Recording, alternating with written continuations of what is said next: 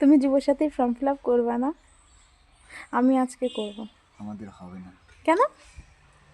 কারণ আমাদের হবে না, আমাদের প্রতিবন্ধী কার্ডে 1,000 টাকা করে দেয় না, কিন্তু আমাদের ও লস হয়ে গেল। দেখো, বলো হ্যাঁ, কেন?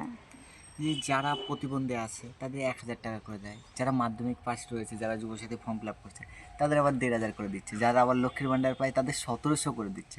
কিন্তু যাদের টাকাটা দরকার তাদের ওষুধ কিন্তু দিচ্ছে মেডিসিন না। কেনার কত জন্য মেডিসিন লাগে বলো তো? প্রচুর প্রচুর। আমারই কত লাগে আগে আরও। তো 3,000 4,000 টাকার মেডিসিনই লাগতো তোমার। এখন তাও দেড় এখন দুই তো হাজার টাকা হ্যাঁ, লাগে যায়। তাহলে আরও কত লোক আছে তুমি এরকম। আমরা তো তাও আমি টিউশন পড়াই, তুমি আমি কাজ একটা করো, কাজ করি, আমাদের তো তাও আমাদের চলে হয়ে যায়। আরও যাচ্ছে। কত মানুষ আছে বলো তো, তাদের অবস্থাটা কী হয়? হ্যাঁ ওটাই। প্রতিবন্ধী যারা আছে, যারা অনেকে বেকারত্ব, এরকম তাদেরকে কমেন্ট করেও আমাদের বলছিল ইউটিউবে যে ভিডিও দাদা, করো। হ্যাঁ আমাকে হ্যাঁ অনেকে হ্যাঁ, ফোনও করেছিল।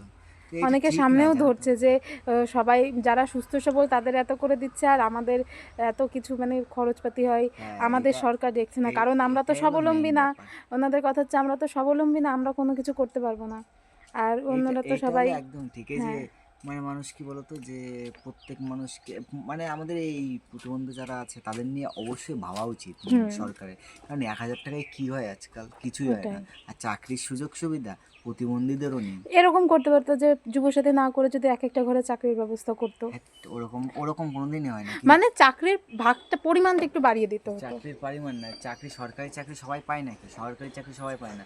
কিন্তু আমাদের পশ্চিমবাংলায় শিল্প প্রতিষ্ঠান নেই। মানে যদি বড় বড় কলকারখানা হতো তাহলে অনেক বেকারত্ব দূর হতো না? সেইগুলো হুম নেই। হুম, যেটুকু বুঝি আর কি। চলো আমি কাজে হ্যাঁ বেরোবো, দেরি হয়ে ঠিক যাচ্ছে। আছে তাই।